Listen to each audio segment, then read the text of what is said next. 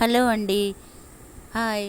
ఈరోజు మనం ఇంట్లోనే హెల్తీగా చేసుకునే వెజ్ మంచూరియా ఎలా చేసుకోవాలో చూసేద్దాం.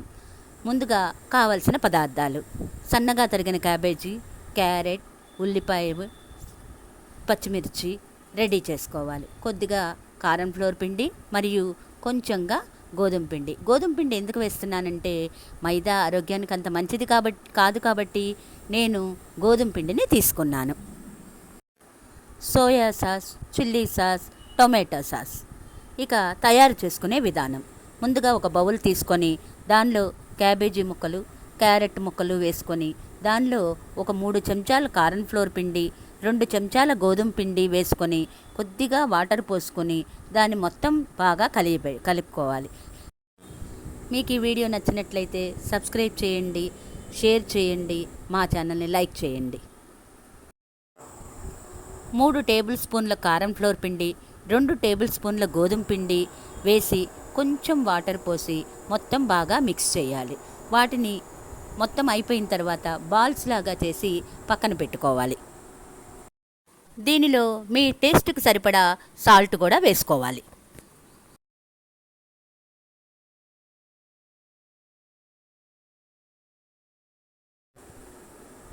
దీన్ని మరీ పల్చగా చేయకుండా కొంచెం గట్టిగానే కలుపుకోండి. మొత్తం కలిపిన తర్వాత చిన్న చిన్న బాల్స్ లాగా చేసి పక్కన పెట్టుకోండి.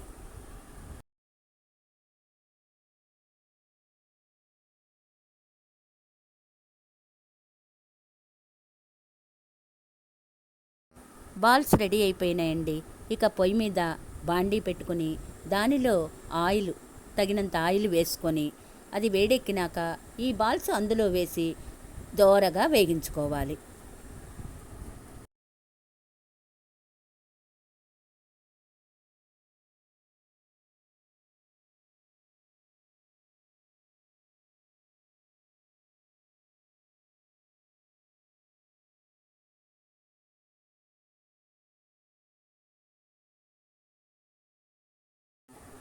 వేయించిన బాల్స్ని పక్కన పెట్టుకోండి. తిరిగి పొయ్యి మీద మళ్ళీ బాండీ పెట్టి దానిలో కొద్దిగా నూనె వేసి అందులో ముందుగా జీలకర్ర వేసి ఆ జీలకర్ర దోరగా వేగంగానే అందులో ఉల్లిపాయ ముక్కలు వేసి కొంచెంగా మగ్గనివ్వండి. తర్వాత పచ్చిమిర్చి వేసి బాగా వేపుకోవాలి. తర్వాత దానిలో 2 స్పూన్ల soya sauce, 1½ spoon chilli sauce, 1 spoon tomato sauce వేసి బాగా కలుపుకోవాలి.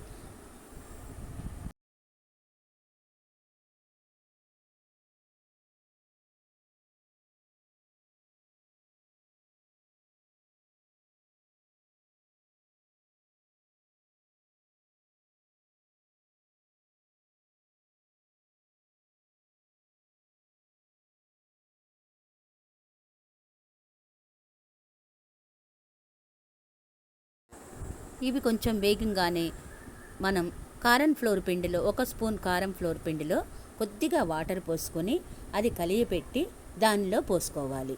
అవి కొంచెం ఉడికిన తర్వాత వెజ్ బాల్స్ తీసుకొని దాంట్లో వేసి అవన్నీ కూడా కలియపెట్టుకోవాలి. అంతే, ఇంట్లో సింపుల్గా చేసుకునే healthy and veg Manchuria ready.